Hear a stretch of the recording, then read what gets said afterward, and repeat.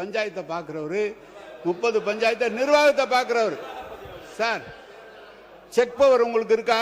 சட்டமன்ற உறுப்பினர் check power இருக்கா? உள்ளாட்சி பிரதி தலைவருக்கு செக் பவர் உண்டு. எனவே நீங்க உள்ளாட்சி தலைவர் அது கொடுக்குறோம்.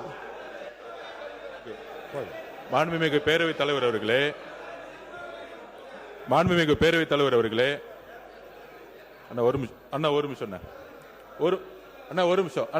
ஒரு நிமிஷம். மாண்புமிகு பேரவைத் தலைவர்களே, மாண்புமிகு மூத்த உறுப்பினர் கேட்டாரு சட்டமன்ற உறுப்பினர் செக் பவர் இருக்கான்னு அப்படின்னு.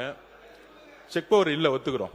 ஆனால் மக்களுடைய எதிர்பார்ப்பு என்ன தெரியுமா? அந்த புதிய சட்டமன்ற எதிர்பார்ப்புன்னா, பெரும்பாலும் தேர்தலில் நாங்க பிரச்சாரத்துக்கு போகும்போது சொன்னது, நிறைய இடத்துல எம்எல்ஏவை நாங்க பார்த்ததே கிடையாது. எம்எல்ஏ ஓட்டு கேட்கும் போது வந்தாரு, அதுக்கப்புறம் வரவே இல்லை. மழை வரும்போது வரல, எங்க குறைய கேட்க வரல, ஏன் தொகுதியிலேயே அது இருந்துச்சு, எம்எல்ஏ ஆபீஸ் கூட இல்லைன்னு. அப்ப மக்களுடைய எதிர்பார்ப்பு என்னன்னா, சட்டமன்ற நாங்க தேர்ந்தெடுக்கப்பட்டு எங்களுடைய கோரிக்கையை நிறைவேற்றுறது எங்களை பாருங்கன்னு சொல்றாங்க. அப்ப பாருங்கன்னு சொல்லும்போது நடந்து போய் பார்க்க முடியாது.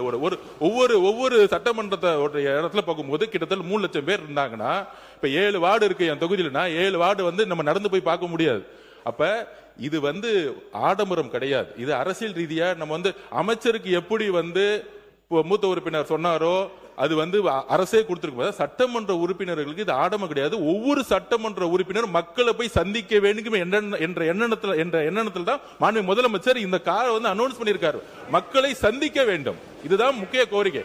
சந்திக்கும் போதுதான் அனைத்து டிபார்ட்மெண்டோடைய ஒவ்வொரு ஆபீஸ்க்குள்ள போய், இப்ப நீங்க உள்ளாட்சி துறையெல்லாம் ஆபீஸ்ல உட்கார்ந்துட்டு ஒரு சட்டமன்ற உறுப்பினர் கேள்வி கேட்கும் போது அந்த அதிகாரிகள் உள்ளபடியே ஒரு பயம் வரும்.